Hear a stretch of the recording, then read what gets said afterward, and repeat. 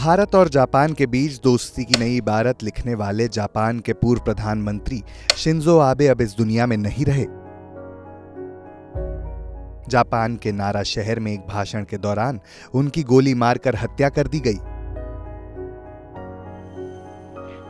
Shinzo Abe ने भारत और Japan के बीच राजनीतिक संबंधों को एक नया आयाम दिया। मोदी और शिंजो आबे ने हाथ मिलाए तो साझा प्रगति के लिए, रिश्तों को ज्यादा मजबूत बनाने के लिए, एशिया में दोस्ती के दम पर शक्ति समीकरण साधने के लिए।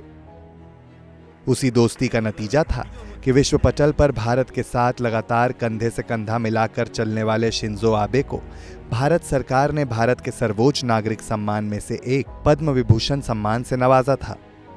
शिंजो आबे भी भारत की ही तरह सर्वे भवतु सुखिनः जैसे ध्येय वाक्य में यकीन रखते थे और इसी का नतीजा था कि चीन की विस्तारवादी चालों को नाकामयाब बनाने के लिए भारत को हमेशा जापान का साथ मिलता रहा।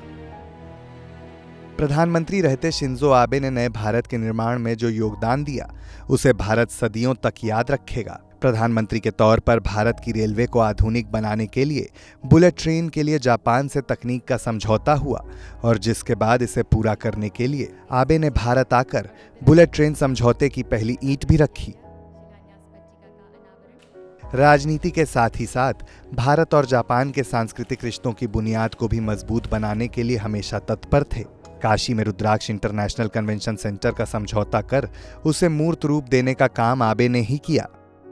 भारत और जापान के इस रिश्ते की झलक दुनिया ने तब भी देखी थी जब पीएम मोदी के साथ वाराणसी के दशाश्वमेध घाट पर दोनों देशों के प्रधानमंत्रियों ने गंगा आरती की। मोदी और आबे की केमिस्ट्री ऐसी थी कि शिंजो आबे ने मोदी को मोस्ट डिपेंडेबल फ्रेंड यानी सबसे भरोसेमंद दोस्त कहा था। दोस्ती की मिसाल ट्विटर पर भी दिखती थी।